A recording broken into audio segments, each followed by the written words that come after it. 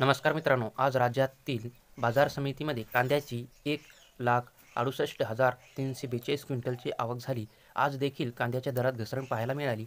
आज सोलापूर बाजारात लाल कांद्याला सरासरी 1,700 रुपये दर मिळाला, तर काल याच बाजारात 1,600 रुपये दर मिळाला होता.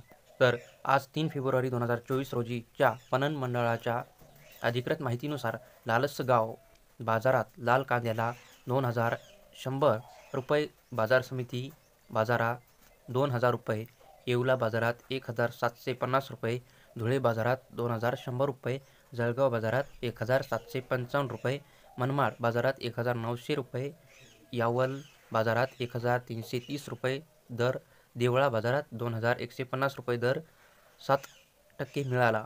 तर आज पुणे बाजारात लोकल कांद्याला 2,000 रुपये, सांगली फळे भाजीपाला मार्केटमध्ये 2,000 रुपये, कर्जत अहिल्यानगर बाजारात 1,500 रुपये, मंगळवेढा बाजारात 2,100 रुपये, तर आज नागपूर बाजारात पांढऱ्या कांद्याला 2,350 रुपये, नाशिक बाजारात पोळ कांद्याला 1,850 रुपये, तर पिंपळगाव वसंत बाजारात 2,050 रुपये दर मिळाला. तर